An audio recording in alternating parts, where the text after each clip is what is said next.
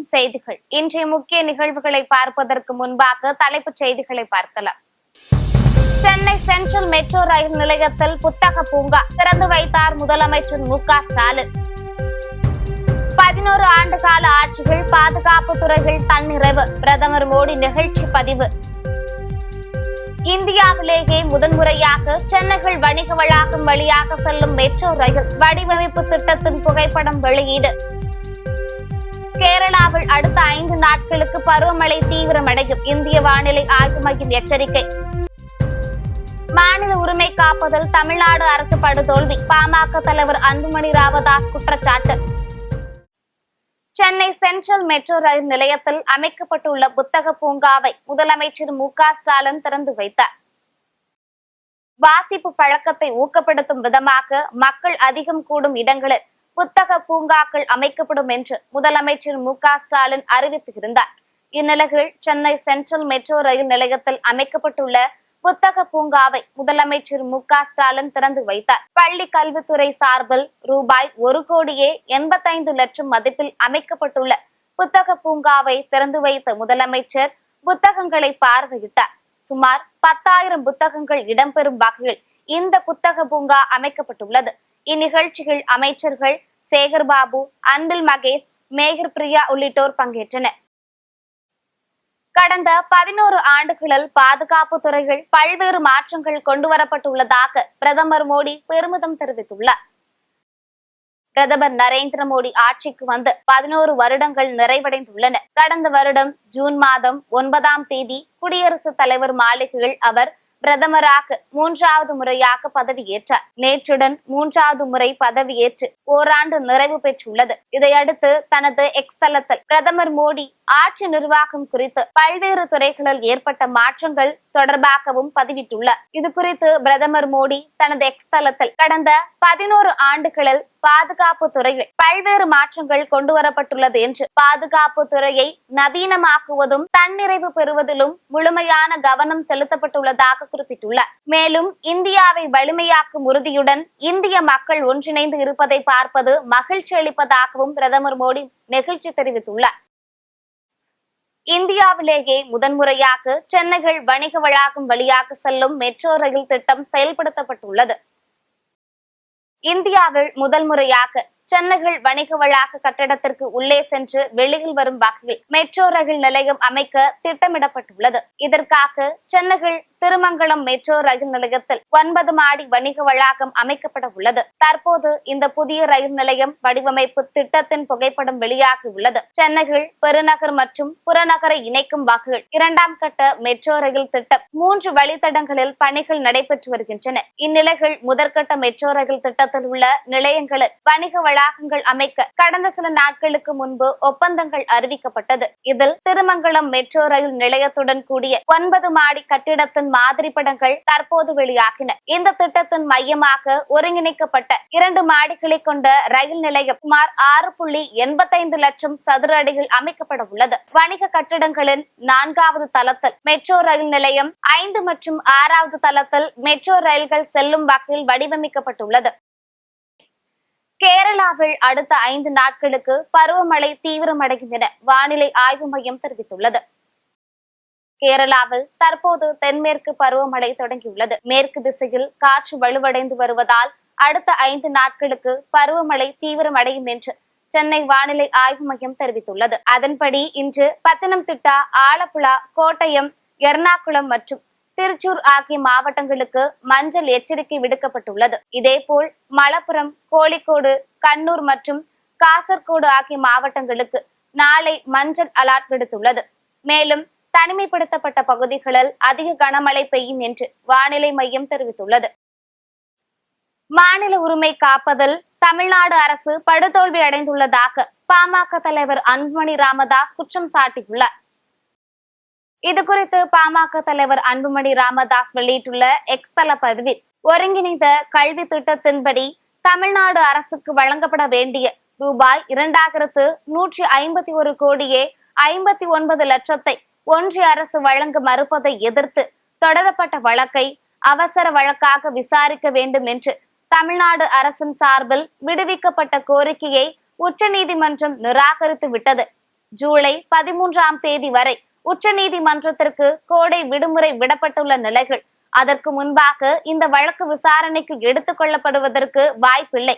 இது தமிழ்நாட்டுக்கு பெரும் பின்னடைவு என குறிப்பிட்டுள்ளார். இந்த நிதி பற்றாக்குறையை காரணம் காட்டி கல்வி பெறும் உரிமை சட்டத்தின்படி 1 லட்சம் குழந்தைகளுக்கு தனியார் பள்ளிகளில் இலவச கல்வி வழங்குவதை தமிழ்நாடு அரசு தடுத்து விட்டதாக அன்புமணி சுட்டிக்காட்டினார்.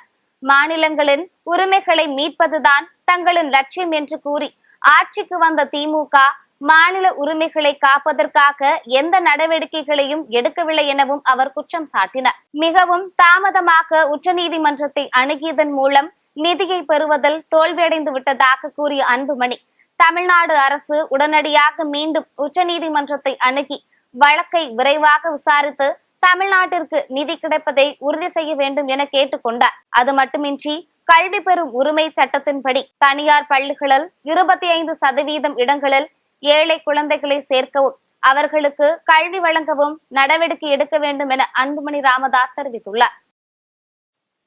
சென்னையில் தரையிறக்கப்பட்ட விமானம் மீது மர்ம நபர்கள் லேசர் ஒளி அடித்தது பெரும் பரபரப்பை ஏற்படுத்தியுள்ளது. சென்னை விமான நிலையத்தின் மீது கடந்த சில நாட்களாக மர்ம நபர்கள் இரவு நேரங்களில் லேசர் ஒளி அடித்து விமான சேவைக்கு இடையூறு அளித்து வருகின்றனர். இந்நிலையில் மராட்டிய மாநிலம் புனேவில் இருந்து சென்னைக்கு வந்த ஏர் இந்தியா விமானம் மீது லேசர் ஒளி அடிக்கப்பட்டது. இது பயணிகளிடையே பெரும் அச்சத்தை ஏற்படுத்தியுள்ளது. லேசர் ஒளி அடிக்கப்பட்ட நிலையிலும் விமானம் பத்திரமாக தரையிறக்கப்பட்டது. இந்த சம்பவம் தொடர்பாக அதிகாரிகள் அளித்த புகாரின் பேரில் பரங்கிமலை இண்டி போலீசார் வழக்கு பதிவு செய்து விசாரணை நடத்தி வருகின்றனர். கடந்த சில நாட்களுக்கு முன்னும் துபாயிலிருந்து சென்னை வந்த எமிரேட்ஸ் விமானத்தின் மீது லேசர் ஒளி அடிக்கப்பட்டது குறிப்பிடத்தக்கது. மதம் என்ற பெயரில் பாஜக அரசியல் செய்வதை கூட்டணி கட்சிகள் தடுக்க வேண்டும் என திருமுருகன் காந்தி வலியுறுத்தியுள்ளார்.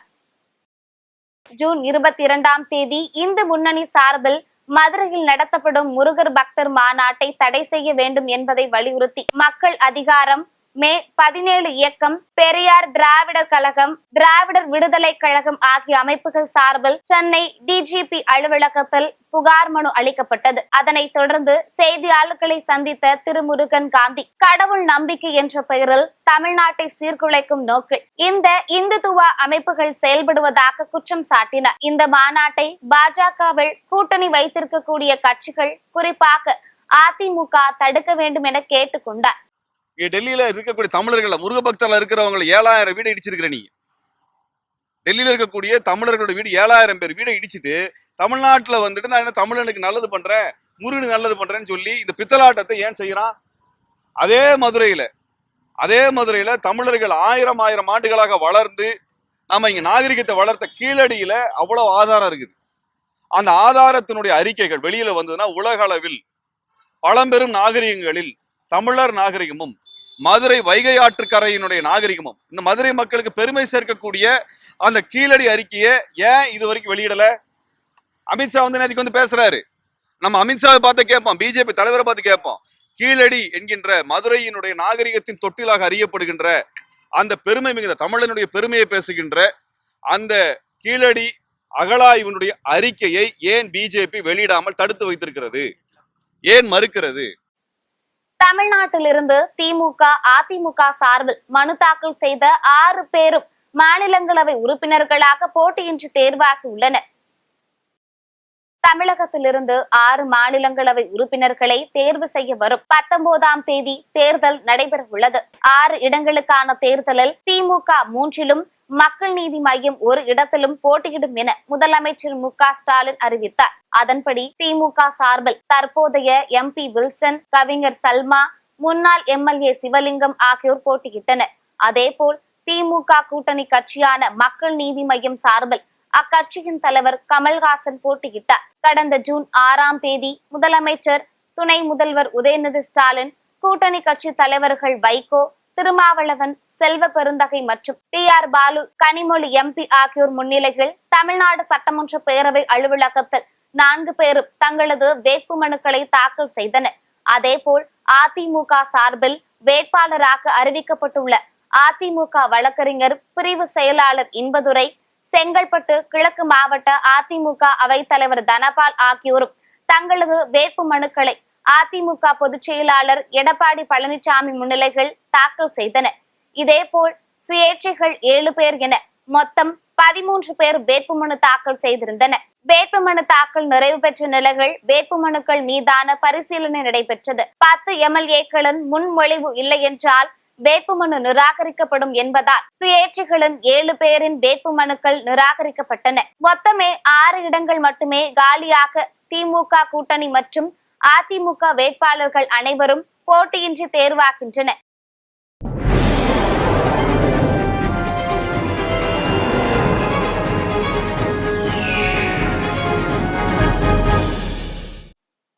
சென்னை ராயப்பேட்டை தனியார் நிறுவனத்தின் 21.6 லட்சம் ரூபாயை கையாடல் செய்த ஊழியரை காவல்துறையினர் கைது செய்தனர். சென்னை ராயப்பேட்டை மின்தூக்கி தயார் செய்யும் தனியார் நிறுவனத்தில் செல்வகுமார் என்பவர் மேலாளராக பணியாற்றி வருகிறார். இவர் வாடிக்கையாளர்களிடமிருந்து வசூல் செய்யப்பட்ட 21,60,000 ரூபாயை கையாடல் செய்துவிட்டு தலைமறைவாகியுள்ளார். இது குறித்து உயர் அதிகாரிகள் சென்னை ராயப்பேட்டை குற்றப்பிரிவு காவல் நிலையத்தில் புகார் அளித்துள்ளனர். அதன் பேரில் போலீசார் வழக்கு பதிவு செய்து விசாரணை மேற்கொண்டனர். மேலும் மோசடியில் ஈடுபட்ட நித்யானந்தத்தை கைது செய்து விசாரணை மேற்கொண்டனர். அதில் ஆன்லைன் சூதாட்டத்தில் தான் பணத்தை இழந்துவிட்டதாகவும் அதனை சரி செய்ய பணத்தை கையாடல் செய்ததாக ஒப்புக்கொண்டுள்ளார். இதனைத் தொடர்ந்து நித்யானந்தத்தை எழும்பூர் நீதிமன்றத்தில் ஆஜர்படுத்தி புழல் சிறையில் அடைத்தனர். விருதுநகர் இருக்கன்குடி மாரியம்மன் கோவிலில் உண்டியல் காணிக்கை என்னும் பணிகள் ரூபாய் 45 லட்சம் காணிக்கையாக கிடைத்துள்ளது.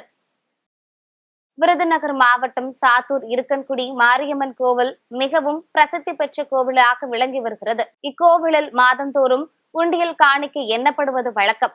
அந்த வகையில் இன்று 11 உண்டியல்கள் திறக்கப்பட்டு காணிக்கை என்னும் பணிகள் நடைபெற்றது. அதில் 45,06,061 ரூபாய் ரொக்க பணமும் 166.200 கிராம் தங்கம் மற்றும் 685.100 கிராம் வெள்ளி பொருட்கள் காணிக்கையாக கிடைக்கப்பெற்றுள்ளது. இதில் விருதுநகர் இந்து சமய அறநிலைத்துறை உதவி ஆணையர் நாகராஜன் மற்றும் இருக்கன்குடி கோவில் உதவி ஆணையர் இளங்கோவன் மற்றும் கோவில் பணியாளர்கள் உள்ளிட்டோர் காணிக்கை என்னும் பணியில் ஈடுபட்டனர். உசிலம்பட்டியில் சிறுமிக்கு பாலியல் தொந்தரவு அளித்த நபர் போலீசாரின் விசாரணைக்கு பயந்து தற்கொலை செய்து கொண்ட சம்பவம் பரபரப்பை ஏற்படுத்தியுள்ளது. மதுரை மாவட்டம் உசிலம்பட்டி சோமசுந்தரபுரத்தை சேர்ந்தவர் சின்னன். இவர் அதே பகுதியில் உள்ள சிறுமிக்கு பாலியல் தொந்தரவு அளித்துள்ளார். இது குறித்து சிறுமியின் தாயார் உசிலம்பட்டி அனைத்து மகளிர் காவல் நிலையத்தில் புகார் அளித்துள்ளார். அந்த புகாரின் அடிப்படையில் சின்னன் மீது போக்சோ வழக்கு பதிவு செய்யப்பட்டுள்ளது. இந்நிலையில் அவர் போலீஸ் விசாரணைக்கு பயந்து தூக்கிட்டு தற்கொலை செய்து கொண்டுள்ளார். இது குறித்து தகவல் அறிந்து வந்த கல்லுப்பட்டி போலீசார் சடலத்தை மீட்டு பிரேத பரிசோதனைக்காக உசிலம்பட்டி அரசு மருத்துவமனைக்கு அனுப்பி வைத்தனர். இந்த சம்பவம் அப்பகுதியில் பெரும் பரபரப்பை ஏற்படுத்தியுள்ளது. மதுரை கூடலகர் பெருமாள் கோவிலில் வைகாசி திருத்தேரோட்டம் வெகு விமர்சையாக நடைபெற்றது. மதுரை கூடலகர் பெருமாள் கோவிலில் வைகாசி பெரும் திருவிழா திருத்தேரோட்டம் கோலாகலமாக நடைபெற்றது. இதில் ஆயிரக்கணக்கான பக்தர்கள் பங்கேற்று சுவாமி தரிசனம் செய்தனர். கடந்த 2ஆம் தேதி கொடியேற்றத்துடன் துவங்கிய இத்திருவிழாவில் நாள்தோறும் சிறப்பு பூஜைகள் செய்யப்பட்டு பல்வேறு சிறப்பு வாகனங்களில் எழுந்தருளி வீதி உலா வந்து பக்தர்களுக்கு அருள்பாலித்தார். இந்நிலையில் விழாவின் சிகர நிகழ்ச்சியான திருத்தேரோட்ட வைபவம் கோலாகலமாக நடைபெற்று முடிந்தது. இதேபோல் விருதுநகர் மாவட்டம் அருப்புக்கோட்டை ஸ்ரீ வேணுகோபால சுவாமி கோவிலில் வைகாசி வசந்த விழா கடந்த 1ஆம் தேதி தொடங்கி கொடியேற்றத்துடன் துவங்கியது. இந்நிலையில் வைகாசி வசந்த விழாவின் முக்கிய நிகழ்வான திருத்தேரோட்டம் வெகு விமர்சையாக நடைபெற்றது. இதில் வேணுகோபால சுவாமி, சத்யபாமா, ருக்மணி திருத்தேரில் சிறப்பு அலங்காரத்தில் எழுந்தருளி பக்தர்களுக்கு காட்சியளித்தார். ஆம்பூர் கோவிலில் உளவார பணி செய்ய வந்த இளம் பெண்ணுக்கு பாலியல் தொந்தரவு அளித்த தலைமறைவான அர்ச்சகரை தனிப்படை போலீசார் கைது செய்து சிறையில் அடைத்தனர். திருப்பத்தூர் மாவட்டம் ஆம்பூர் ஸ்ரீ நாகநாத சுவாமி திருக்கோவிலில் அர்ச்சகராக பணியாற்றி வருபவர் தியாகராஜன். இவர் அதே கோவிலில் உளவார பணி மற்றும் தூய்மை பணிகளை மேற்கொள்ள வந்த பெண்ணிடம் பாலியல் அத்துமீறலில் ஈடுபட்டுள்ளார். பின்னர் திருமணம் செய்து கொள்வதாக ஆசை வார்த்தைகள் கூறி ஏமாற்றியதாக கூறப்படுகிறது. இது குறித்து அப்பெண் மாவட்ட காவல் கண்காணிப்பாளர் அலுவலகத்தில் புகார் அளித்துள்ளார். அதன் பேரில் எஸ்பி ஸ்ரேயா குப்தா 4 பிரிவுகளின் கீழ் வழக்கு பதிவு செய்து தலைமறைவாக உள்ள தியாகராஜனை தனிப்படை போலீசார் உதவியுடன் கைது செய்தனர். பின்னர் ஆம்பூர் ஒருங்கிணைந்த குற்றவியல் நீதிமன்றத்தில் ஆஜர்படுத்தி வேலூர் மத்திய சிறையில் அடைத்தனர். இந்த சம்பவம் அப்பகுதி மக்களிடையே பெரும் பரபரப்பை ஏற்படுத்தியுள்ளது. திருவண்ணாமலை அண்ணாமலையார் கோவிலில் தொடரும் அசம்பாவிதங்கள் குறித்து பக்தர்கள் மற்றும் சமூக ஆர்வலர்கள் வேதனை தெரிவித்தனர். திருவண்ணாமலை அண்ணாமலையார் கோவிலில் நாள்தோறும் பல்லாயிரக்கணக்கான பக்தர்கள் சாமி தரிசனம் செய்து வருகின்றனர். அந்த வகையில் நேற்று கோவிலுக்கு வந்த தம்பதி ஒருவர் ராஜகோபுரத்தின் உட்புறத்தில் அசைவ உணவு சாப்பிட்டுள்ளனர்.